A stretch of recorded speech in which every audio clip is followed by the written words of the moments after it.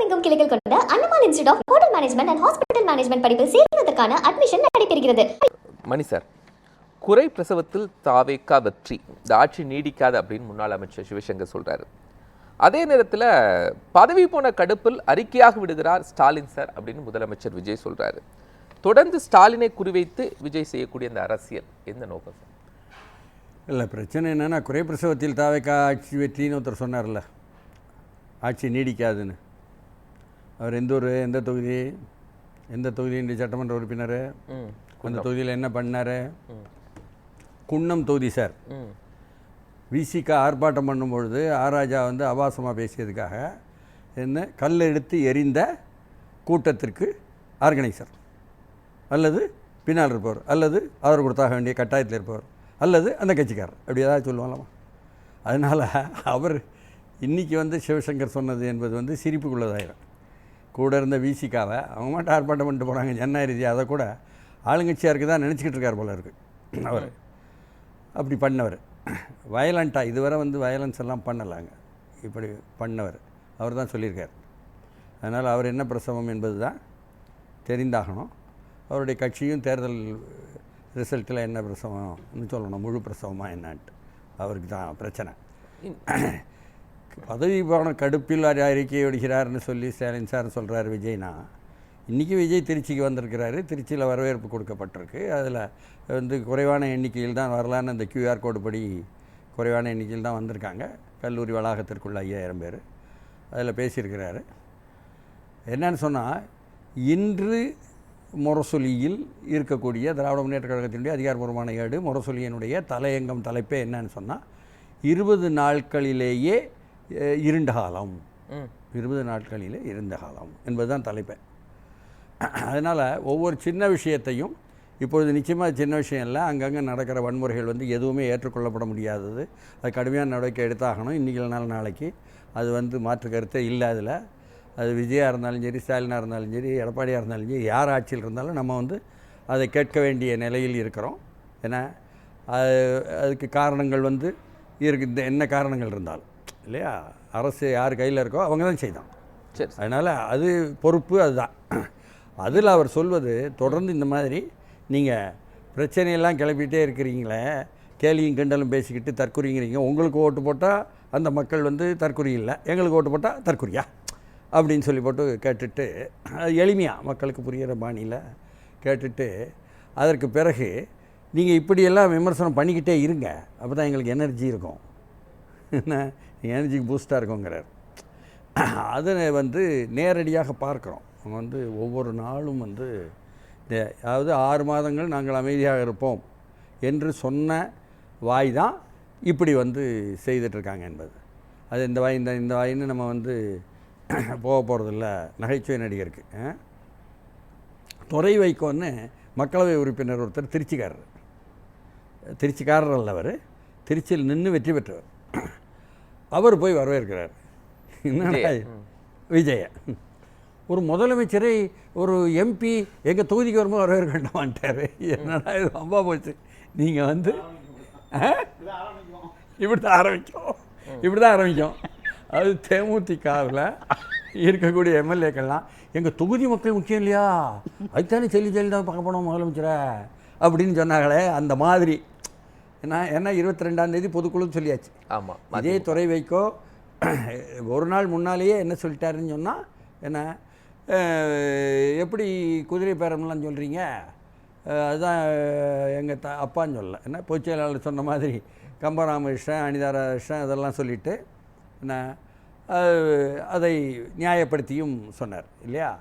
அதனால் துறை வைக்கோ நிலைப்பாடு வந்து, வைகோவினுடைய நிலைப்பாடு வந்து உடனடியாக வந்து வரக்கூடிய மாநிலங்களவை தேர்தலில் திமுக சைடிலேருந்து மறுபடியும் கொடுப்பார்கள் என்றால் கொடுக்கவில்லை, ஏன்னா அது கிடைக்கும் என்ற எதிர்பார்ப்பு இருக்கலாம், அது நமக்கு தெரியாது. அது அரசியலில் இதெல்லாம் சர்வ சாதாரணமான விஷயமாகி போச்சு, சகஜம்பா ரெண்டு போக வேண்டியதான். ஆனாலும் அவர் வந்து அந்த நிலைப்பாடு சொல்லியிருக்கார். நம்ம கேள்வி என்னன்னு சொன்னால், பாஜகவுக்கு எதிராக ஒன்றிய அரசு இருக்கும் பாஜகவுக்கு எதிராகத்தான் தமிழ்நாட்டு மக்கள் இருக்கிறார்கள்னு தொடர்ந்து சொல்லி கொண்டிருந்தது தான் திமுக கூட்டணியினுடைய தொடர் செய்திகள். 10 ஆண்டுகளாகவும் சரி, 15 ஆண்டுகளாகும். அப்படி இருக்கும் பொழுது அதற்கு உத்தரவாதமாக என்ன இருக்கக்கூடியவர்கள், அதாவது திமுக வந்து பாஜகவுடன் உறவு வைத்துக் கொள்கிறது, பாஜகவினுடைய கொள்கைகளை எல்லாம் திமுக அமலாக்கியதுன்னு 4 பேரோ 400 பேரோ 4000 பேரோ வந்து நிறைய ஆதாரங்களோடு சொல்லிட்டாங்க என்பதெல்லாம் தெரிந்த விஷயம். ஆனால் உறுதியாக பாஜக எதிர்த்து இந்திய துணைக்கண்டமெங்கும் நிற்க வேண்டிய நிலையில் கட்டாயத்தில் அதே கொள்கை இருந்தாலும் இருப்பது காங்கிரஸ் கட்சி. அதே மாதிரி வந்து சனாதனத்தை எதிர்த்து பகிரங்கமாக சொல்லிக் கொண்டிருப்பது என்பது விசிகா. அது மட்டுமல்லாமல் முஸ்லீம் கட்சிகளோ இடதுசாரி கட்சிகளோ வேறு வழியே கிடையாது, பாஜக எதிர்த்தாகணும். அவங்க அடிப்படையாக தான், வேறு வழி இல்லை.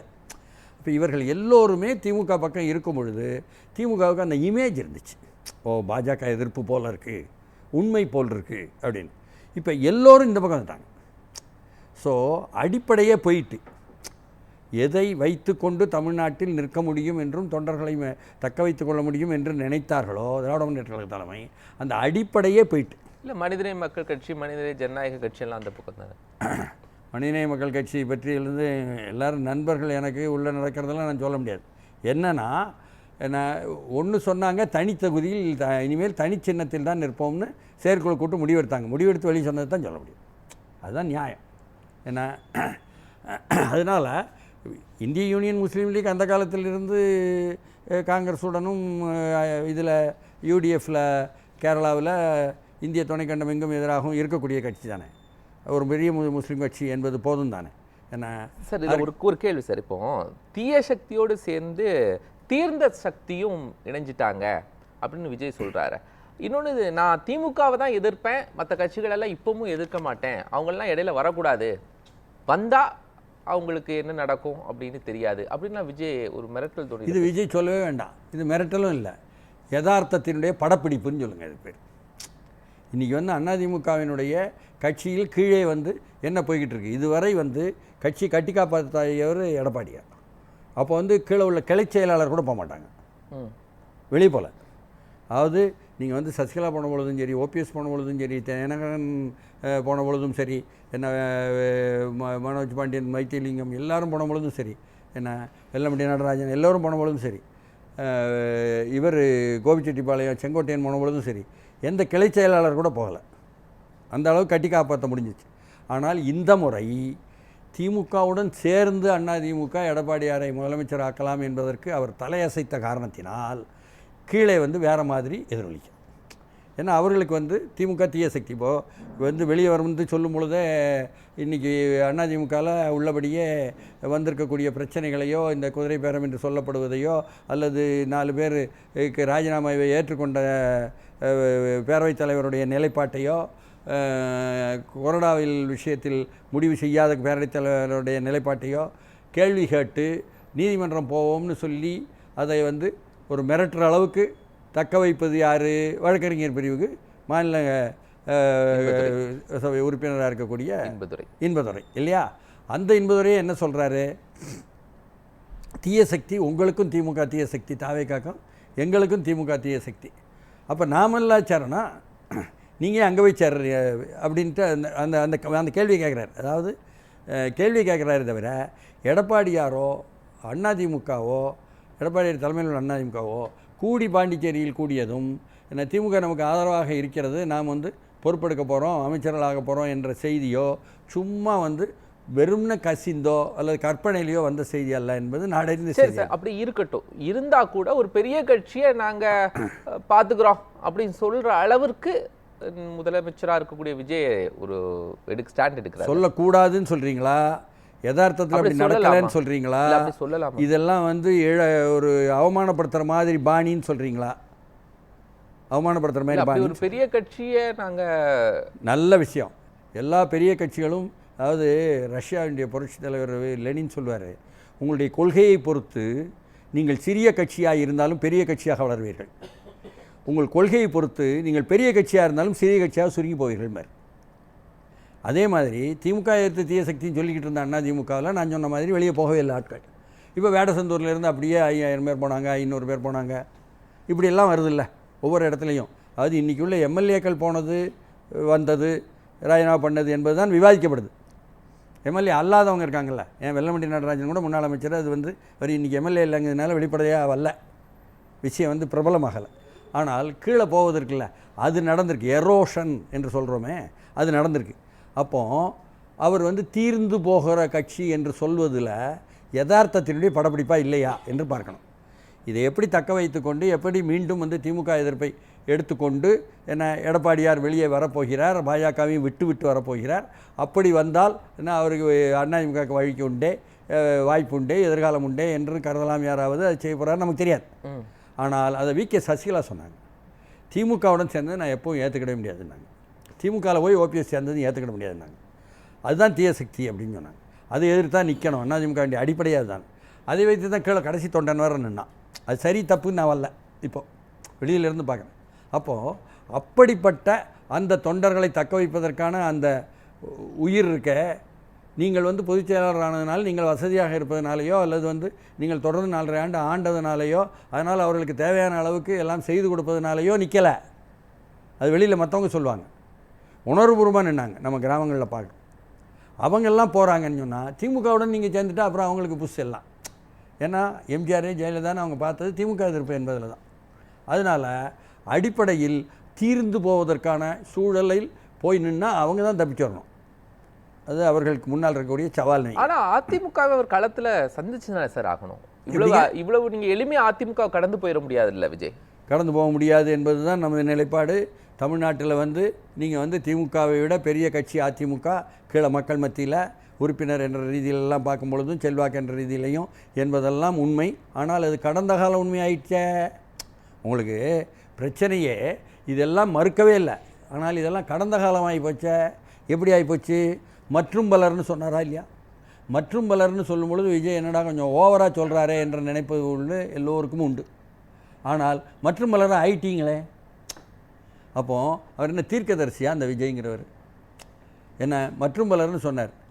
அப்போது ஏன் இங்கே வந்து நம்முடன் விவாதத்தில் பேசிகிட்டு இருந்தார், அமைச்சராக போகிறாருனாங்க, அப்புறம் ஏதோ சனாதனம் பேசிட்டார், அப்புறம் ஆகலைன்னாங்க.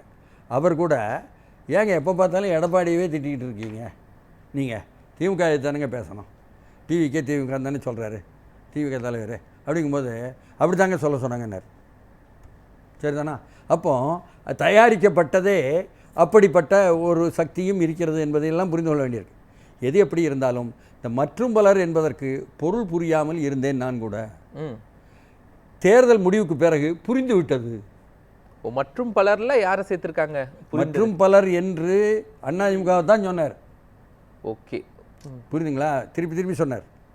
இங்கே கடைசி ஒய்எம்சி ஆனாலும் சரி, என்ன அதற்கு முந்தைய கூட்டத்தில் ஆனாலும் சரி, 2 கூட்டத்தில் சொல்லிட்டார்ல மற்றும் பலர். நீங்கள் ஒவ்வொன்றுக்கும் அர்த்தம் இருக்குது. சும்மா வந்து ஒவ்வொன்றுக்கும் ஆழமான பொருள்கள் இருக்குது. அதுதான் வசனமாக மாறுது. அப்போ திமுகவோடு அதிமுகவை இணைத்தான் பார்க்குறாரு விஜய்.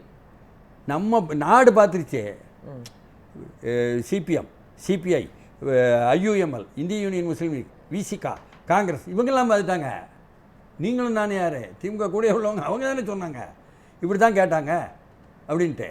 அதுலேயும் கூடுதலாக என்ன சொன்னாங்கன்னா, சிவி சண்முகம் சொன்னார் பின்னால் இருந்து இயக்கியது பாஜகன்னு. அதுக்கப்புறம் அதை ஆமாம் நாங்களும் வந்து அதனால தான் ரொம்ப எச்சரிக்கையாக வெளியே வந்தோம்னு சொல்லி போட்டு பேபி உட்பட சிபிஎம் நிலைமையும் வந்துருச்சு. அதனால் அவங்க எல்லோரும் சொல்கிறாங்க, கூட இருந்தவங்க எல்லோரும் சொல்கிறாங்க. சரி, திமுக அதிமுக சேர்ந்துன்னு. இப்போ மறுபடியும் திமுக அதிமுக சேர்ந்து பொது வேட்பாளர் ஒருத்தரை நிறுத்தி இவங்க வீழ்த்துவோம் அப்படின்னு அன்புமணி சொல்லலையா? இப்போ முந்தானத்தை நாம் அவங்க சொன்னதை தாங்க எடுத்துகிட்டு பேசுகிறோம். நமக்கு என்ன தெரியும்? நமக்கு எதுவும் தெரியும்னு நம்ம சொல்லவே இல்லை. யூகம் பண்ண முடியும்னு சொல்லலை, மதிப்பீடு செய்ய தெரியும்னு சொல்லலை, தீர்க்கதரிசின்னு சொல்லலை. அவ சொன்னாங்க, இவ சொன்னாங்கன்னு சொல்லி போட்டு அதை தொகுத்து மேசை மேலே வைக்கும். இப்படி தான் இருக்காங்க மணி சார். 70 எவ்வளோ யார் என்ன திமுக செல்வாக்கை தடுக்க என 70% பேர் யூடியூப்ல பண்ணி சொல்லியிருக்காங்க. திமுகவினுடைய செல்வாக்கை தடுக்க என்று செல்வாக்கை இழந்து கிடக்கிறாங்க அவங்க. உண்மை என்னென்னா, இவர் ஏற்கனவே சொன்ன மாதிரி விஜய் வந்து திருச்சி கூட்டத்தில் உடன்பிறப்புகளே யாரெல்லாம் காரணம், என்ன காரணம் நம்ம தோல்விக்கு என்று வந்து பகிரங்கமாக எழுதுங்கன்னு கேட்டார். யார் எல்லாரும் என்ன சொல்கிறாங்க? கீழே உங்கள் குடும்பத்தை தான் சொல்கிறாங்கன்னு அவர் சொன்னார். அது ஒரு உண்மை. ஏன்னா நான் வந்து ஒன்றிய செயலாளர் லெவலில், கிளை செயலாளர் லெவலில் எனக்கு ஃபோன் பண்ணியே சொல்லுவாங்க திமுகலேருந்து, என்ன அவர் தான் அப்படின்னு பெயரை சொல்லியே. அப்போ அவர் வந்து நடத்திய நிறுவனம் மூலமாக பரப்பியது, மதிப்பீடு செய்தது, எல்லா விஷயங்களையும் கொண்டு போகலன்னு சொல்லி போட்டு 1000 சிக்கல் வந்துச்சு உள்ளுக்கு அப்படின்லாம் வந்து கூட சொல்லுவாங்க. அதனால் அப்படி இருக்கும் பொழுது வந்து அவர்கள் மீண்டும் இப்போ அதிமுக மூலம் ஒரு முயற்சி பண்ணுவதோ, இவர்களை வரவிடாமல் தடுப்பதற்காக பாஜகவை கூட பயன்படுத்தலாம் நினைப்பதோ சதிகளை தடுக்க என்பதாக வந்து எடுத்துக்கொள்ளலாம். ஏன்னா வந்து ஆட்சியில் அமர்ந்திருக்கும் பொழுது மறைப்பதற்கான அணுகுமுறைகள் தான் செய்ய முடியும் சதிகள் என்பதில். ஆட்சியில் இல்லாத பொழுது யார் வேணும்னாலும் கூட்டிக்கிட்டு கல்லெறிதல் என்பது செய்ய முடியும். அது வந்து அதை தடுக்க என்பதாக தான் வந்து அந்த கேள்வியும் பதிலும் இருந்திருக்கணும்னு நான் நினைக்கிறேன்.